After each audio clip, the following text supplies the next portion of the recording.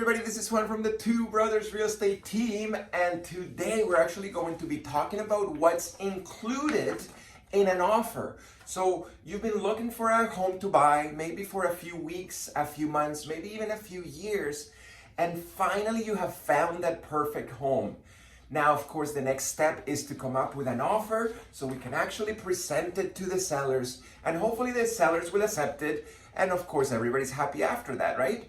So in this video, I'm going to be talking about what's in the actual offer itself, so you kind of have an idea what to expect when writing an offer. All right, so let's get started.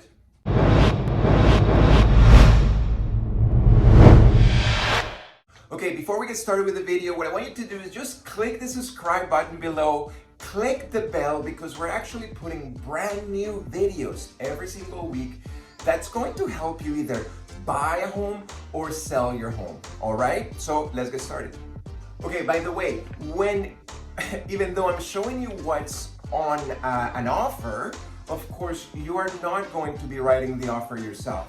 A realtor will be the one that's actually going to be filling out this for you, but of course, he's going to need a few information from you, all right? So this is what's included in an offer, okay? So the first thing that you see on the first page of the offer is of course the name of the brokerage of your realtor and the date in which you will be presenting that offer, okay? So if you're actually presenting an offer, if you're making an offer today, of course there's going to be today's date written on the first page of this contract, okay? Now the next thing that you're gonna find on the first page is the name of the sellers and the address of the sellers, plus of course your name, okay, all the buyer's name, and the address, okay, your address, of course. Now, there's a few more things that you might not, again, it's quite boring. The next thing that's in the first page is, of course, the purchase price. How much money are you offering the seller to buy their home, okay? So if you're offering the seller $500,000, of course, you're going to be writing it on the contract on the first page, okay? Now, the next thing that's in this first page of the contract is how much money are you giving as a deposit, okay? Most people will put about 5% of the purchase price, but of course the higher your deposit, the better the offer will be, okay? Now, the deposit is actually, it'll become part of the down payment down the road, okay?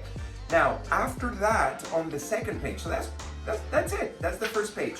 On the second page and so on, we're going to be, there's going to be a place where we actually write the terms and conditions.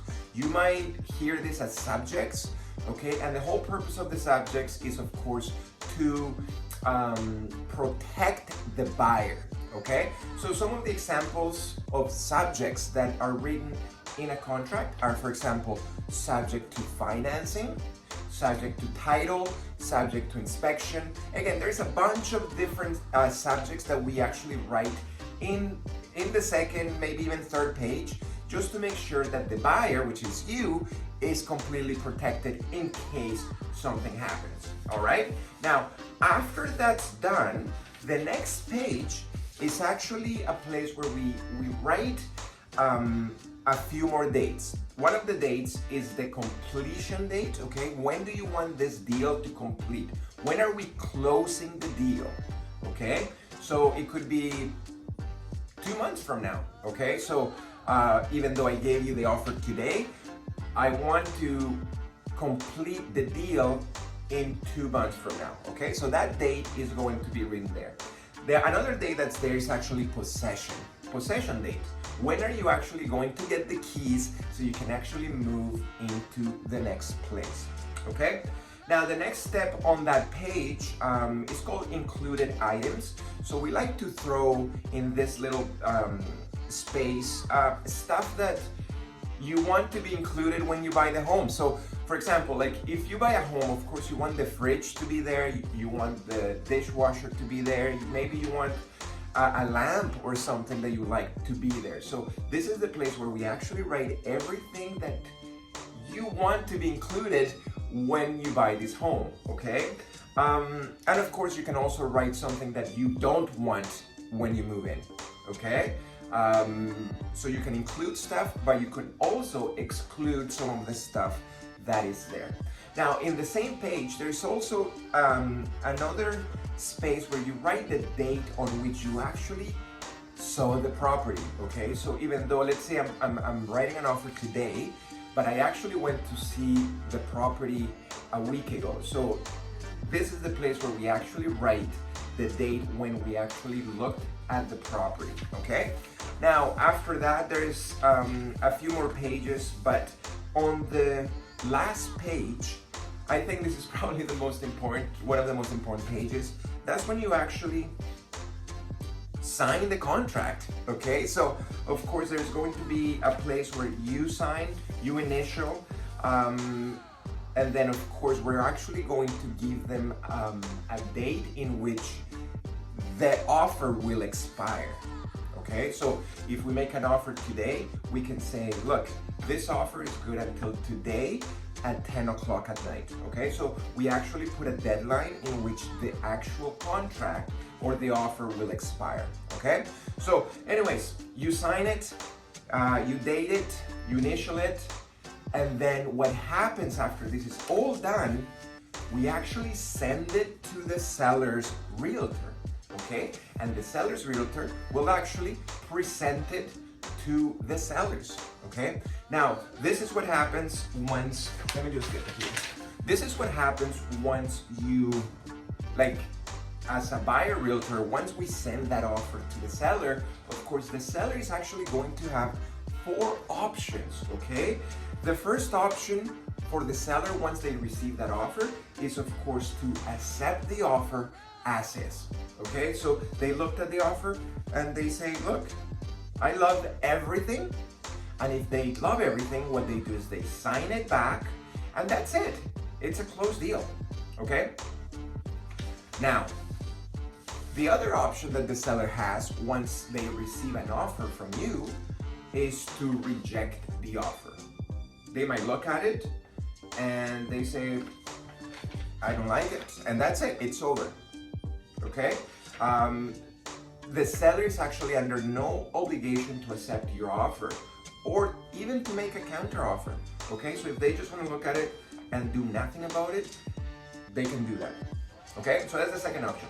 The third option that the seller has is, of course, to ignore the offer. Now, this usually happens when there's like multiple offers.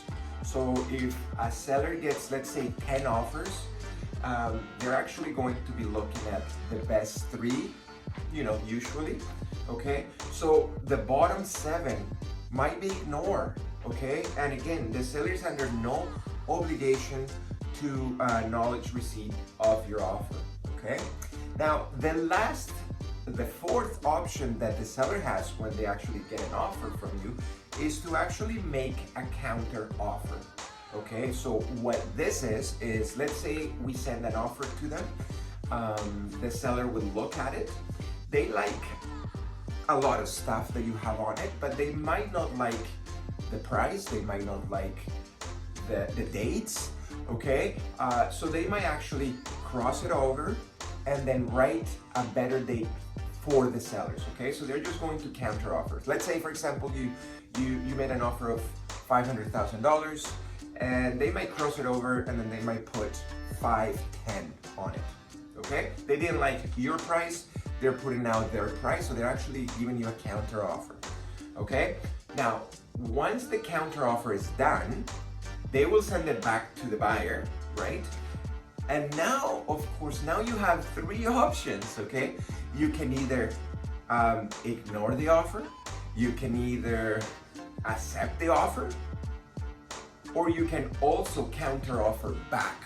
So, for example, like the original price was 500, the offer, then they came back with 510.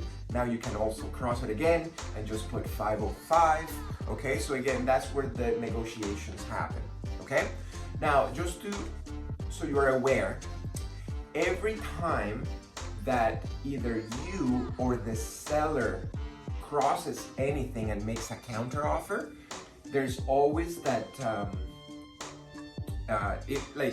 what happens is it might, like, the deal might just end there, okay? So just be aware that just because you crossed it over, they don't have to even sign it or send it back. So they might say, look, I don't like it and I'm not even giving it back to you at all. And of course the deal collapses, okay? So again, just make sure that if you're going to be crossing something, if you're going to make a counter offer, just be aware that the deal might end there because it's up to the other person to accept it or not accept it. And of course, if they don't accept it, then it's over, okay? So just to kind of give you an idea of what could happen every time that you actually counter offer, okay? Eventually, you can counter offer as many times as you can, as you want, until you guys either find a middle ground where everybody's happy, or maybe one person doesn't budge and that's when the deal is over, okay? But that's pretty much it, guys. I just wanted to make, again, a quick video here just so you kind of have an idea, so you know what to expect once your realtor actually gives you the paperwork and you start to read it. It's like, what is this? Okay, so this is kind of what's included. Hopefully it was a little informative, a little bit different video, of course. But again, if you have any questions about any of the buying process or the selling process, just make sure that you get a hold of us. You can check our website at www.twobrosrealty.com. You can also find us through email at thebrothers@twobrosrealty.com. And of course, you can find us on Facebook, on Instagram, on YouTube. But besides that, again, before you leave, make sure that you subscribe to our channel. We're always putting brand new content. And besides that, I will talk to you on the next video. Okay? Bye.